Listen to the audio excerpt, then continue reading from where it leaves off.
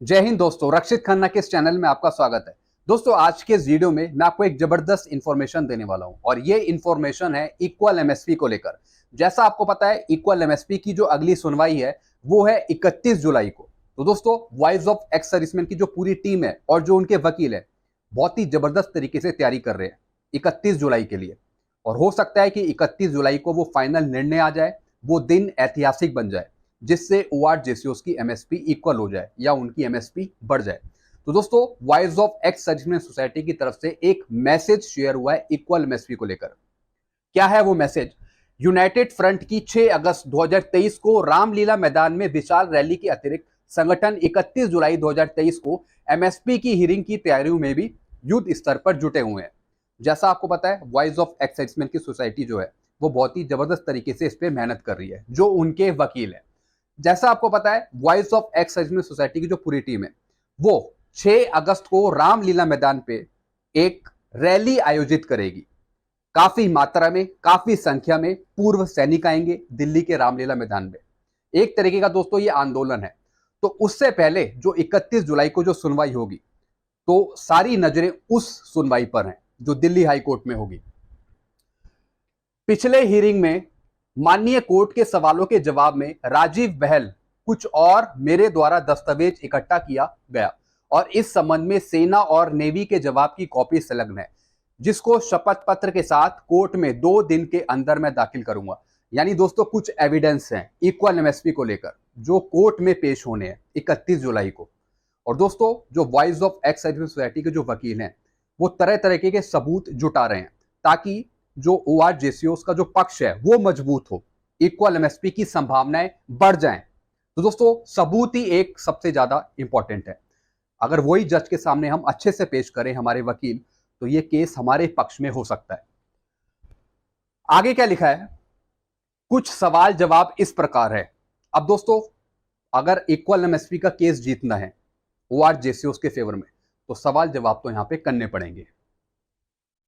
क्या MNS कॉम्बिडेंट rank है? जवाब है नहीं। यानी कुछ आरटीआई बेस पे कुछ इंफॉर्मेशन मांगी गई, जिसके बेस पर कहा गया क्यों एमएनएस को ज्यादा एमएसपी दी जा रही है। क्या वो कॉम्बैट सोल्जर हैं? क्या वो युद्ध में लड़ती हैं? क्या काम है उनका? तो दोस्तों, आरटीआई के बेस पर जो जवाब आया वो आया ओआर जेसीओस के पक्ष में। एक बहुत अच्छी खबर है, एमएनएस कॉम्बैट सोल्जर नहीं है, वो युद्ध नहीं करती हैं, तो उनको क्यों ज्यादा एमएसपी दी जा रही है? इक्वल एमएसपी या फिर एमएसपी बढ़ने का हक सिर्फ ओआर जेसीओस को, क्योंकि वही एक फ्रंट लाइन कमांडो है। जो हार्डशिप अलाउंस है वो ओआर जेसीओस को मिलना चाहिए, तो एमएनएस को क्यों मिल रहा है? तो दोस्तों, ये आरटीआई के जवाब हैं जो ओआर जेसीओस के पक्ष में है। क्या एमएनएस बेसिक मिलिट्री ट्रेनिंग करती है? जवाब नहीं। ना ही वो कॉम्बैट सोल्जर हैं, ना ही वो मिलिट्री ट्रेनिंग करती हैं कहीं लड़ने के लिए, केवल ड्रिल होता है। क्या इनका पीरियोडिकली बीपीटी और पीपीटी होता है? नहीं। ना ही इनका बीपीईटी होता है पीरियोडिकली, ना ही पीपीईटी होता है। फिर इनको ज्यादा एमएसपी क्यों दी जा रही है? सबसे बड़ा सवाल। तो दोस्तों, ये हेल्प करेगा 31 जुलाई को जो सुनवाई होगी। फिर दोस्तों, आगे समझाता हूं। क्या एमएनएस आर्मी एक्ट के दायरे में है? जवाब सेक्शन 39 और 63 को छोड़कर किसी आर्मी एक्ट के किसी सेक्शन के दायरे में नहीं है। यह भी ओआर जेसीओस के फेवर में हो सकता है। यानी सब कंडीशन एमएनएस के अगेंस्ट हैं कि एमएनएस को क्यों ज्यादा एमएसपी दी जा रही है, किस सेक्शन के अंतर्गत। बल्कि हार्डशिप अलाउंस जो है वो ओआर जेसीओस को मिलना चाहिए। वो ही युद्ध में सबसे आगे जा रहे हैं, उनको ही जोखिम है, एमएनएस तो कहां है। फिर क्या है? क्या ये फील्ड हॉस्पिटल में तैनात होती है? जवाब है नहीं। फील्ड हॉस्पिटल में भी ये तैनात नहीं होती है। क्या वहां पे लड़ाई हो रही है? बिल्कुल नहीं। आगे, नेवी के शिप पनडुब्बी आदि में तैनात होती हैं? बिल्कुल नहीं। दोस्तों, ये सब आरटीआई के जवाब हैं। जो आरटीआई के जवाब है ये फेवर करेंगे कोर्ट में ओआर जेसीओस के। जवाब है नहीं। वहां पेशेंट का ध्यान नर्सिंग असिस्टेंट और डॉक्टर रखते हैं। क्या एमएनएस को हथियार ऑथराइज है? नहीं। दोस्तों, एमएनएस जो है वो एक तरीके की नर्सिंग है, उनका युद्ध से कोई लेना देना नहीं है। क्यों वो आगे लड़ेंगी, क्यों वो आगे खड़ी होंगी? तो इसलिए खतरा जो है वो एमएनएस को नहीं है। आगे देखिए, कई और जानकारियां हैं जो हमारे एमएसपी केस को मजबूत देंगी। बिल्कुल दोस्तों, बहुत सी ऐसी जानकारी हैं जो ORJC उसको फेवर कर रही है, जो कोर्ट में काम आएंगी 31 जुलाई को। और हम ये उम्मीद करते हैं कि हमारा पक्ष मजबूत है, अच्छी तरह मजबूत है, तो हमारे फेवर में इक्वल एमएसपी हो सकती है। तो दोस्तों ये मैसेज शेयर करा है वीर बहादुर सिंह जी ने, जो चेयरमैन है United front of ex serviceman के, नेशनल कोऑर्डिनेटर। एक और मैसेज मैं आपको दिखा रहा हूं दोस्तों, ये आरटीआई के जवाब हैं, ये दो हैं आरटीआई के जवाब, और अगर ये पेश हो जाते हैं कोर्ट में तो इक्वल एमएसपी हमारे पक्ष में हो सकती है। इन्हीं दो आरटीआई के जवाब पर हमारी इक्वल एमएसपी पक्की हो सकती है। ये जो एविडेंस है ये काफी मजबूत है। आगे समझते हैं दोस्तों, एमएनएस मिलिट्री नर्सिंग सर्विस को एमएसपी क्यों दी जाती है, ये कोर्ट में भी सवाल उठेगा।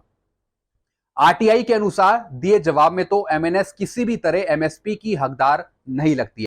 दोस्तों जो आरटीआई के जवाब आए हैं, आरटीआई के जवाब के अनुसार जो मिलिट्री नर्सिंग सर्विस है वो एमएसपी की हकदार नहीं है। तो क्यों ORJCO से ज्यादा एमएनएस को ज्यादा एमएसपी दी जा रही है, बल्कि एमएसपी का फॉर्मूला एमएनएस पे लागू नहीं होता। आगे क्या लिखा है, फिर मिलिट्री नर्सिंग ऑफिसर्स की एमएसपी हमसे ज्यादा क्यों है, ये मैंने आपको समझाया।